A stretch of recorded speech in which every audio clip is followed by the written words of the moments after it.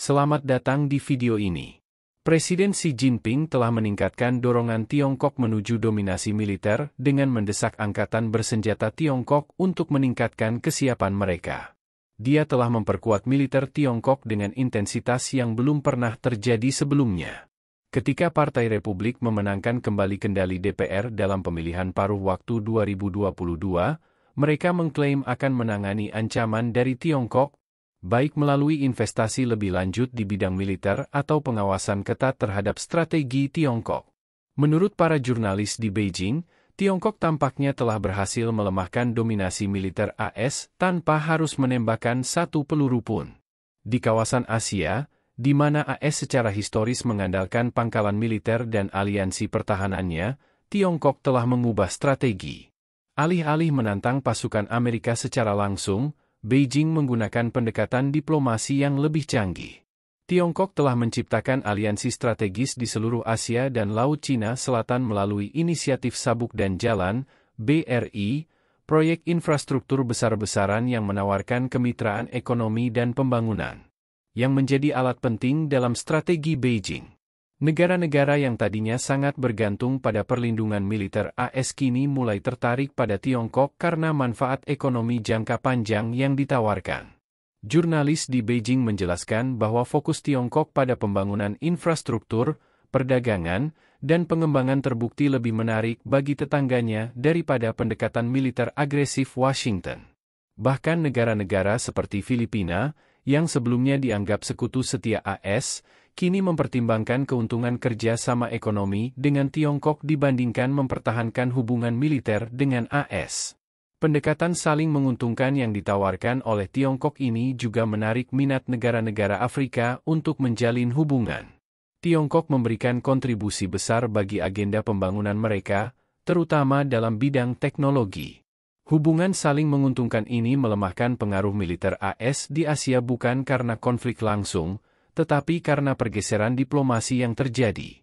Namun, itu baru permulaan. Pengaruh Tiongkok tidak hanya terbatas pada diplomasi, tetapi juga meluas ke teknologi militer canggih yang menimbulkan kekhawatiran di Washington. Selama bertahun-tahun, militer AS mengandalkan keunggulan teknologinya untuk mendominasi pesaing. Akan tetapi, kemajuan pesat Tiongkok dalam bidang seperti rudal hipersonik, kecerdasan buatan, AI, dan perang siber kini menantang posisi AS. Pentagon menghadapi kenyataan bahwa Tiongkok tidak hanya mampu mengejar, tetapi dalam beberapa hal telah melampaui kemampuan militer AS. Rudal hipersonik yang melaju lebih dari Mach 5, misalnya, membuat pertahanan rudal Amerika yang sebelumnya dianggap tak tertembus kini rentan terhadap serangan cepat ini.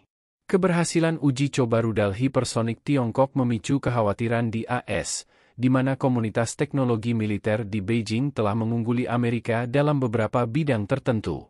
Pentagon secara terbuka mengakui bahwa program rudal hipersonik Tiongkok merupakan ancaman signifikan yang sulit diatasi.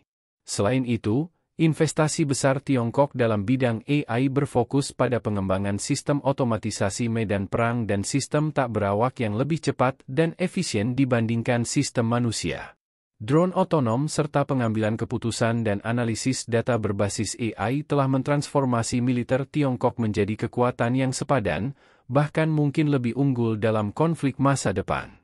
Kemampuan perang siber Beijing juga menjadi alat ampuh dalam melemahkan keunggulan militer AS. Serangan siber yang sering terjadi pada kontraktor pertahanan AS semakin melemahkan sistem militer dan lembaga-lembaga pemerintahan Amerika, memperkuat posisi Tiongkok dalam persaingan militer global. Kapasitas teknologi militer Tiongkok dalam menyusup ke jaringan-jaringan penting dan mengambil data sensitif telah menimbulkan kekhawatiran luas di kalangan pertahanan AS. Melalui spionase dunia maya, Tiongkok memperoleh wawasan berharga mengenai strategi militer AS, memungkinkan Beijing tetap selangkah lebih maju dalam perencanaan perang masa depan. Keunggulan teknologi yang dulu diandalkan AS kini tidak lagi cukup menjamin dominasi militer mereka. Washington dihadapkan pada kenyataan pahit bahwa kekuatan militer tradisional saja tidak cukup menghadapi ancaman yang semakin kompleks. Strategi Tiongkok semakin meluas ke bentuk perang ekonomi yang efektif dalam melemahkan militer AS dari dalam. Dengan mendominasi rantai pasokan global, terutama bahan-bahan kritis. Tiongkok telah menciptakan skenario di mana militer AS bergantung pada komponen dari saingan ekonominya sendiri. Salah satu contohnya adalah kendali Tiongkok atas mineral-mineral tanah jarang, rare earth. Bahan penting yang digunakan dalam produksi teknologi militer canggih seperti sistem pemandu rudal dan satelit pada jet tempur.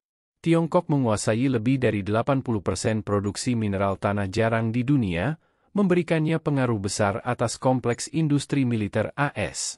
Gangguan apapun pada pasokan ini dapat melumpuhkan produksi sistem senjata penting dan infrastruktur pertahanan AS. Sebelum melanjutkan lebih jauh, beritahu kami apakah Anda menyukai videonya. Jika ya, silakan klik suka dan bagikan, dan mari kita lanjutkan. Namun, mineral tanah jarang hanyalah sebagian kecil dari ketergantungan ini. Dominasi manufaktur Tiongkok berarti sebagian besar perangkat keras yang mendukung operasi militer AS. Dari chip komputer hingga perangkat elektronik canggih, bergantung pada rantai pasokan Tiongkok. Ketergantungan ini menempatkan AS dalam posisi genting, karena peningkatan ketegangan apapun dapat menyebabkan gangguan ekonomi yang sangat melemahkan kesiapan militer AS.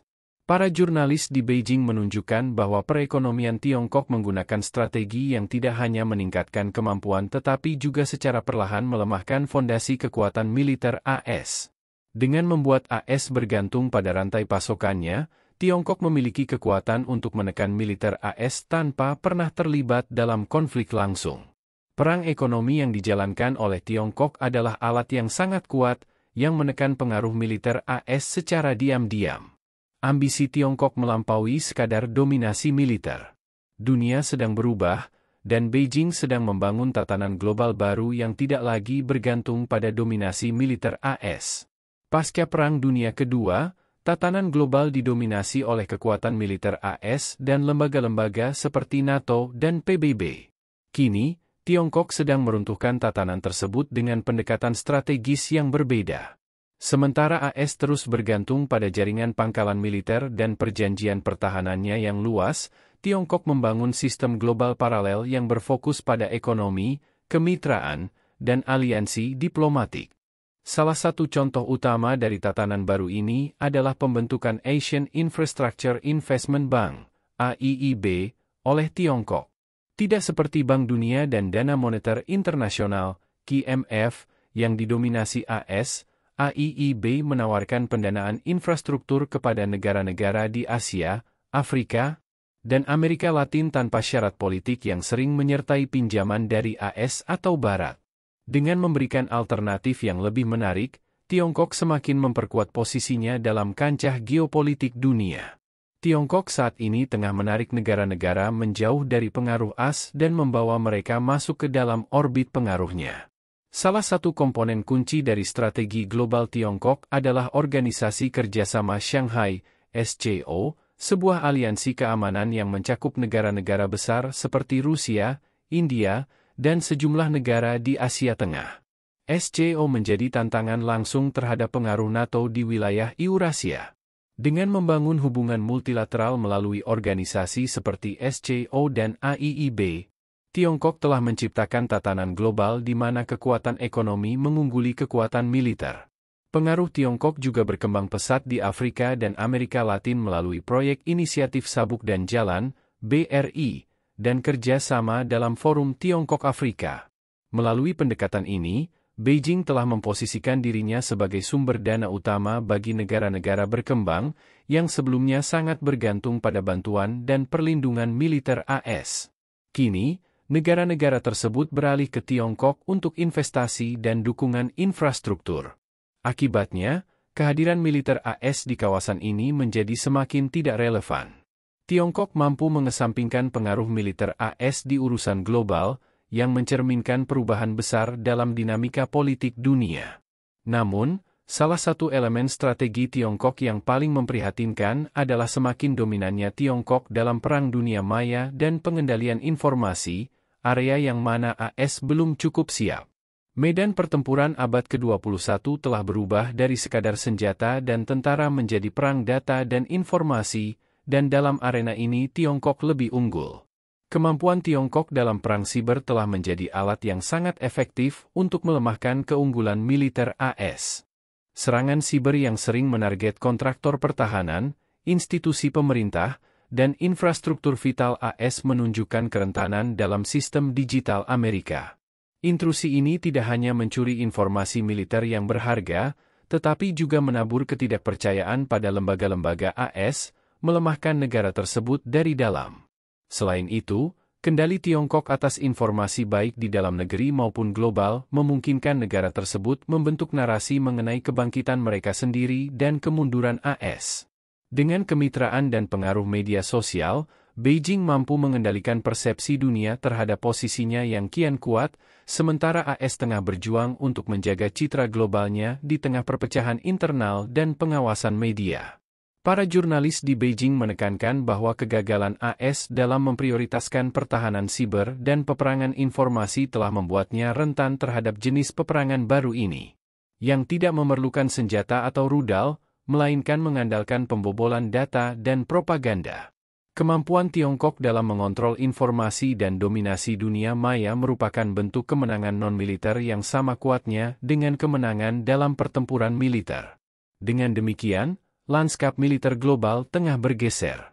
Seperti yang diungkap oleh media dalam negeri Beijing, Tiongkok secara sistematis melemahkan fondasi kekuatan militer AS melalui diplomasi, peperangan ekonomi, teknologi superior, dan dominasi siber, pendekatan yang mungkin tidak pernah diantisipasi oleh Washington.